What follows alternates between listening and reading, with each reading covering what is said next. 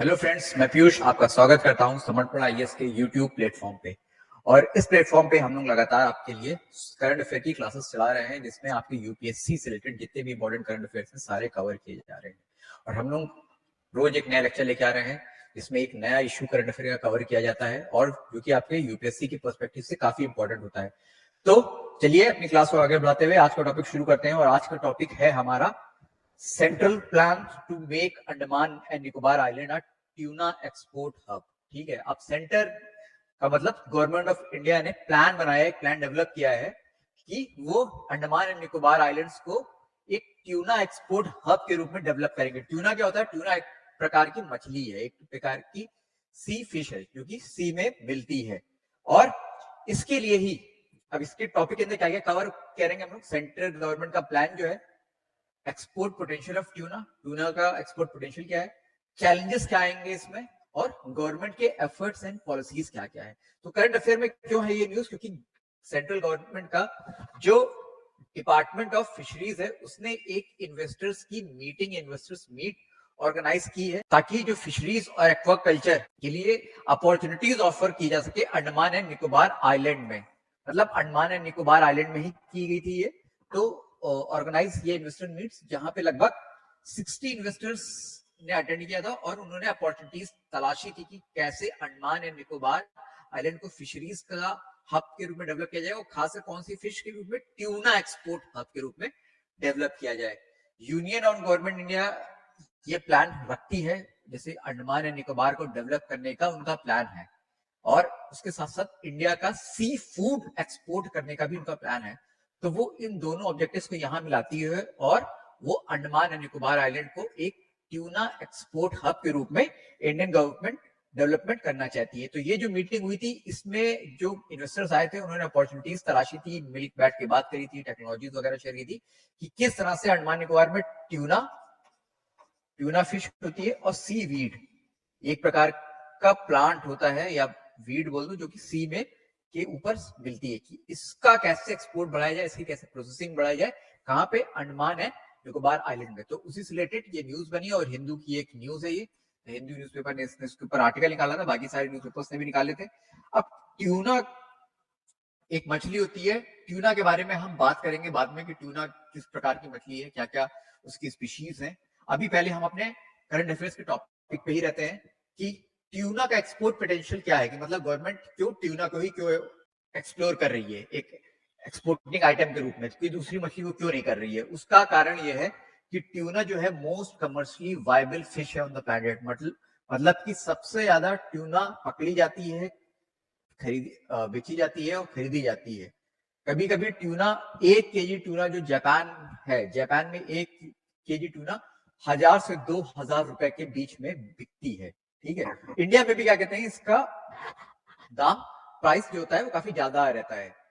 Global tuna market, पूरे world में अगर ट्यूना का मार्केट देखा जाए, वो लगभग लगभग 42 बिलियन डॉलर का है। तो ये कम अमाउंट है नहीं, बहुत ज्यादा अमाउंट है ये। तो इंडिया इस मार्केट में टैप करना चाहती है, क्योंकि अभी इंडिया जो है वो इस ट्यूना सेगमेंट में एक नेग्लिजिबल प्लेयर है। इंडिया का जितना एक्सपोर्ट जाता है ट्यूना का, वो इस टोटल मार्केट का कुछ भी नहीं है। इंडियन ओशन जो है वो सेकंड लार्जेस्ट ट्यूना रीजन है पूरे वर्ल्ड का, जहां पे लगभग 21% ऑफ ट्यूनास शिप ट्यूनास वर्ल्ड पकड़ी जाती है। और इसको अगर आप देखोगे ये कितनी होती है लगभग, तो ये 12 लाख टन की ट्यूना फिश यहाँ पे है, जिसकी वैल्यू लगभग लगभग 8.6 बिलियन है। तो लगभग वर्ल्ड की 21%, 1/5 ऑलमोस्ट जो ट्यूना कैच है वो आपका इंडियन ओशन में लाई करता है। ये अब क्वांटिटी है उसकी, और ये वैल्यू है इसकी। लेकिन इन सब के बावजूद इंडिया जो है खुद इंडियन ओशन में ट्यूना के मार्केट में एब्सेंट है। इंडिया पकड़ता है, लेकिन जैसे मैंने बोला बहुत नेग्लेबल प्लेयर है, उसकी कैच इतनी ज्यादा नहीं है, उसका एक्सपोर्ट भी इतना ज्यादा नहीं है। और उसके साथ साथ और क्यों हम लोग अंडमान निकोबार पे ही क्यों फोकस कर रहे हैं, बाकी के सी कोस्ट पे क्यों नहीं फोकस कर रहे हैं? तो अंडमान एंड निकोबार का लगभग 6 लाख स्क्वायर किलोमीटर का एक्सक्लूसिव इकोनॉमिक जोन होता है। अब एक्सक्लूसिव इकोनॉमिक जोन क्या होता है? वो थोड़ा सा ब्रीफ में मैं बता देता हूं कि एक ट्रीटी है UNCLOS UN convention of laws on seas, उसके अकॉर्डिंग जो जो सी कोस्ट है उससे लगभग 250 नॉटिकल माइल का एरिया जो है उसको एक्सक्लूसिव इकोनॉमिक जोन के रूप में घोषित कर दिया है उस कंट्री का, और यहां पे जितनी भी इकोनॉमिक एक्टिविटीज हैं वो ये कंट्री ही कर सकती है। तो इंडिया के मेनलैंड के अराउंड में भी एक्सक्लूसिव इकोनॉमिक जोन है, और इंडिया के जो आइलैंड्स हैं जैसे अंडमान निकोबार, इसका खुद का भी एक्सक्लूसिव इकोनॉमिक जोन है, और 6 लाख स्क्वायर किलोमीटर का ईईजेड इसको बोलेंगे शॉर्ट फॉर्म में, वो है जिसमें, और ये ईईजेड जो है अंडमान निकोबार का, ये ट्यूना में काफी रिच है जो कि अंडर एक्सप्लॉइटेड है। मतलब कि आप यहाँ पे इतनी ज्यादा ट्यूना है, फिर भी हम इंडिया के एक्सक्लूसिव इकोनॉमिक जोन में ये मछली पाई जा रही है, लेकिन फिर भी हम इसको कैच नहीं कर पा रहे हैं, हम इसको पकड़ नहीं पा रहे हैं। फिर इसका एक्सपोर्ट पोटेंशियल है, ये ईस्ट एशिया और साउथ ईस्ट एशिया में काफी ज्यादा खाई जाने वाली भी मछली है। तो अंडमान निकोबार जो द्वीप समूह है, जो आइलैंड है, वो साउथ ईस्ट एशियन कंट्री से काफी पास में है, तो आप इनका efficient sea and air trade हो सकता है उस ट्यूना का जिसको हम लोग पकड़ते हैं अंडमान एंड निकोबार में। तो अंडमान निकोबार में अगर हम पकड़ते हैं, प्रोसेसिंग स्टोरेज फैसिलिटीज बनाते हैं, तो ट्यूना का export south east Asian region में काफी आसानी से हो सकता है, और ये इंडिया के लिए काफी बेनिफिट होगा। और जो आपका जो अंडमान एंड निकोबार आइलैंड है, वहां पे काफी एक ट्यूना, एक मतलब एक इकलौती फिश नहीं, एक स्पीशीज मान लीजिए, इसके अंदर 5-6 टाइप की फिश है। तो ये रेंज ऑफ स्पीशीज जो है ट्यूना की, वो आपके इंडिया के ईईजेड में पाई जाती हैं। और ये अंडमान एंड निकोबार की जो लोकेशन है वो भी देख लीजिए। ये अंडमान एंड निकोबार का मैप है, ऊपर वाला अंडमान है और नीचे वाला निकोबार है। ये इंडिया से यहाँ पे है, और यहाँ पे साउथ ईस्ट एशियन कंट्रीज हैं। तो अब डिपार्टमेंट ऑफ फिशरीज ने खुद एस्टिमेट लगाया है, डिपार्टमेंट ऑफ फिशरीज ने खुद एस्टिमेट लगाया है कि जो आपके अंडमान निकोबार का ईईजेड है, उसमें लगभग ट्यूना का जो एनुअल पोटेंशियल है वो 64,500 टन की ट्यूना आप पकड़ सकते हैं। अब ट्यूना की कई वैरायटीज हैं, इस पूरे स्टॉक में ये एक्सपेक्ट किया जाता है कि लगभग 24,000 टन की तो आपकी येलो फिन ट्यूना, ये ट्यूना की एक प्रजाति होती है, यही है। उसके अलावा आपका 500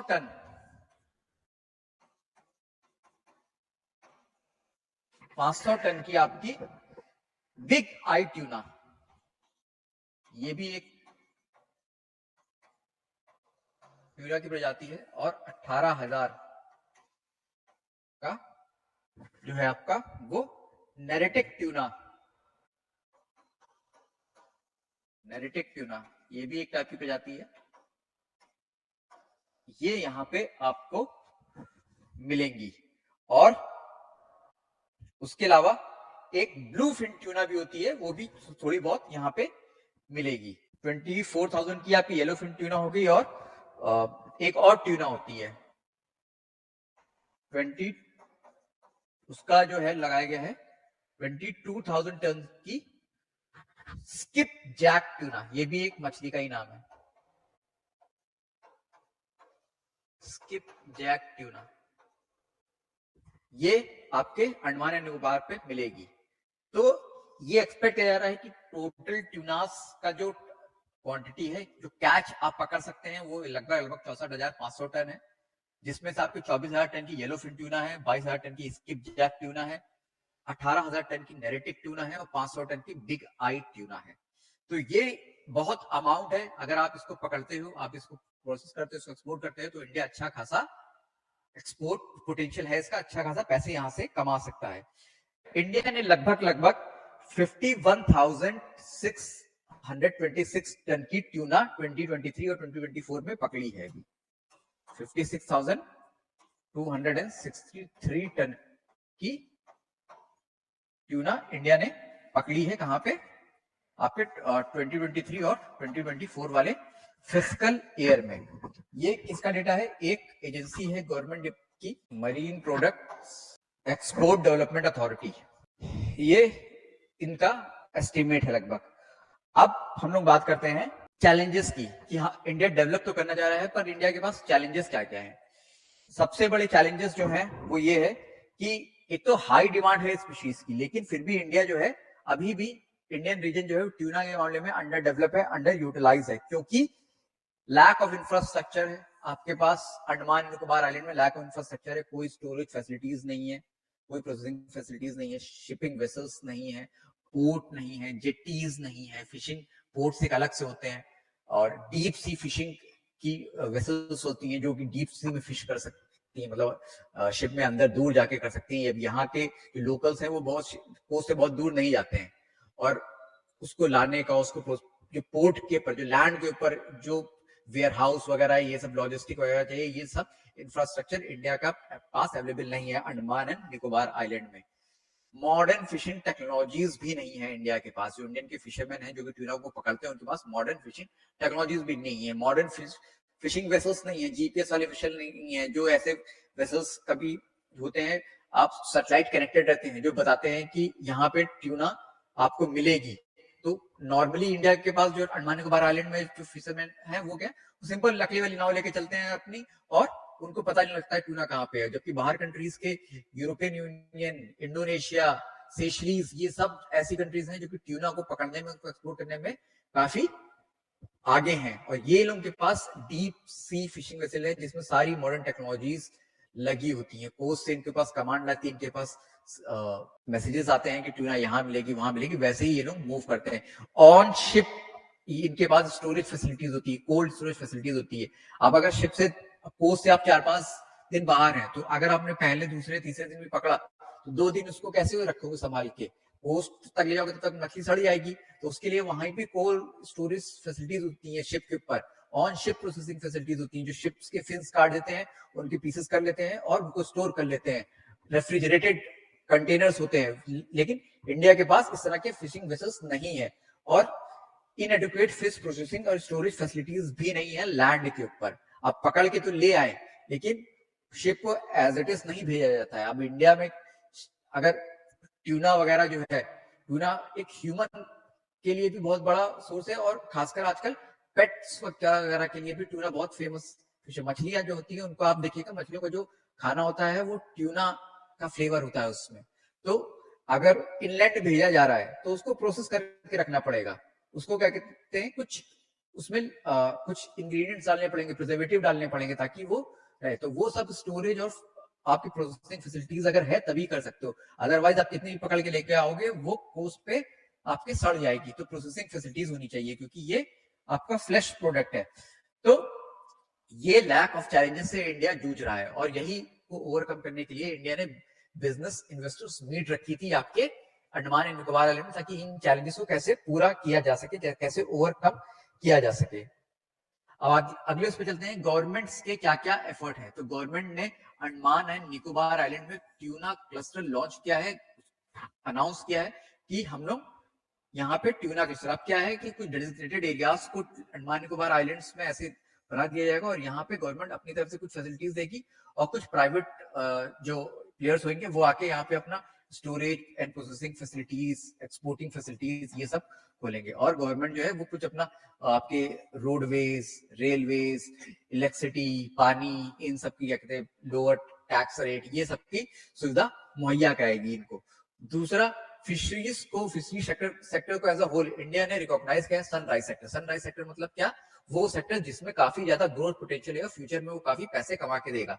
तो वो इंडिया की इकोनॉमी में ग्रोथ ड्राइवर है। फिशरी सेक्टर को इंडिया ने सनराइज सेक्टर दिया, और फिशरी सेक्टर में जो ओशन की फिशेज हैं उसमें ट्यूना के ऊपर इंडिया काफी फोकस कर रही है। डिपार्टमेंट ऑफ फिशरीज ने इनविसेज किया है कि फिशरीज एक्सपोर्ट को हम लोग टोटल 1 लाख करोड़ तक पहुंचा देंगे 2024 और 2025 के बीच में। ये उनका टारगेट है डिपार्टमेंट ऑफ फिशरीज का। उसके अलावा गवर्नमेंट ने कई स्कीम्स भी लॉन्च करी हैं, जिसमें जो कि फिशरीज एज अ होल की है, लेकिन ट्यूना भी उसके अंदर आती है। एक आपने सुनी रखा होगा पीएम मत्स्य संपदा योजना, फिशरीज दूसरी है, फिशरीज इंफ्रास्ट्रक्चर डेवलपमेंट फंड तीसरी है, ब्लू रेवोल्यूशन स्कीम। तो ये सारी स्कीम भी आपकी ट्यूना, अंडमान निकोबार को as a tuna hub develop करने में मदद करेंगे, क्योंकि यहाँ से फंड आता है। तो ये सब चीजें जो गवर्नमेंट प्रोवाइड करना चाहती है अपनी तरफ से, पब्लिक फैसिलिटीज, ये इन इन प्रोग्राम के अंडर में, अम्ब्रेला प्रोग्राम इनके अंडर में गवर्नमेंट प्रोवाइड कर सकती है। प्रधानमंत्री मत्स्य संपदा योजना के क्या क्या ऑब्जेक्टिव है वो भी देख लेते हैं। फिशरीज पोटेंशियल को आपको हार्नेस करना चाहती है इंडिया। फिश प्रोडक्शन और प्रोडक्टिविटी को बढ़ाना चाहती है। Modernisation is strengthening of value chain post harvest management, कि जब आपने फिश कैच कर ली उसके बाद आप उसका मैनेजमेंट कैसे करते ताकि वो खराब ना होने पाए, लॉस ना हो उसका। क्वालिटी इंप्रूवमेंट, फिशर्स और फिश फार्मर्स की इनकम को बढ़ाना और जनरेशन एम्प्लॉयमेंट करना। फिशरीज का कंट्रीब्यूशन बढ़ाना agriculture gross value added products में, और फिशर और फिशरमैन को social, physical and economic security देना, और robust fisheries management and regulatory framework. ये सब चीजें बड़े बड़े एम्स और ऑब्जेक्टिव हैं जो पीएम मत्स्य संपदा योजना के अंडर में आते हैं। अब चूंकि हम लोग इसको नहीं कर रहे थे, लेकिन साथ में मैंने ये आपको बता दिया इसके एम ऑब्जेक्टिव। अदरवाइज इस प्रोग्राम की डिटेलिंग काफी बड़ी है, उसको हम लोग कभी और करेंगे। अब ट्यूना के बारे में थोड़ा सा पढ़ लेते हैं। ट्यूना जो है वो काफी पावरफुल, मतलब काफी बड़ी फिश होती है ये। आप में जो मैंने लेंथ लिख के रखी है 3 से 10 मीटर तक जाती है। कुछ स्पीशीज होती है 10-10 मीटर की भी होती है। इसमें बहुत पावरफुल फिशेज होती है, पावरफुल स्विमर्स होती हैं। बिल्कुल टारपीडो शेप बॉडी होती है इनकी, ऐसे ऐसे होती है और देखने में पूरी ऐसी बड़ी सी होगी है। Torpedo shape special swimming muscles होती हैं, जिसकी वजह से ये ओशन में लॉन्ग डिस्टेंस कवर कर सकती हैं विद ग्रेट एफिशिएंसी। स्पीड जो है इनकी कभी कभी 43 माइल्स पर आवर तक जा सकती है। लेंथ मैंने बताया, लेंथ इनकी मैक्सिमम 10 मीटर तक जा सकती है, बहुत है जो कि। और अटलांटिक में, खासकर अटलांटिक ट्यूना जो होती है तो 10-10 मीटर की लंबी होती है। और वेट भी इनका कम नहीं होता है। वेट जो हम लोग ट्यूना की बात कर रहे हैं, ये काफी बड़ी मछली होती है, छोटी मछली नहीं होती है। 22,000 पाउंड्स की तक वेट होता है इनका। और मैं जैसे मैंने बताया, ये काफी कमर्शियली वैल्यूएबल फिश है। 4 मेजर स्पीशीज हैं इसकी, जिसमें है skipjack tuna, yellowfin tuna, bigeye tuna, albacore tuna. उसके साथ साथ एक ब्लू फिन ट्यूना भी है, जो कि ग्लोबल कैच का सबसे कम 1% ही मात्र बनाती है। तो ये ट्यूना के बारे में कुछ जानकारी थी। अब थोड़ी सी पिक्चर्स में देख लेते हैं, समझ लेते हैं। ये देखिए ट्यूना, एक आदमी ने पकड़ रखी, इतनी बड़ी मछली है ये येलो फिन ट्यूना है। इसके जो फिन्स हैं ये येलो कलर के होंगे। जो ब्लू फिन ट्यूना है उसके यही फिन्स ब्लू कलर के होते हैं। ये स्किप जैक ट्यूना है, ये भी इतनी ही बड़ी है। ये देखने में यहाँ छोटी लग रही है, लेकिन यहाँ पर्सपेक्टिव में आप देखो आदमी के हिसाब से कितनी बड़ी फिश है ये देखिए, ये वाली,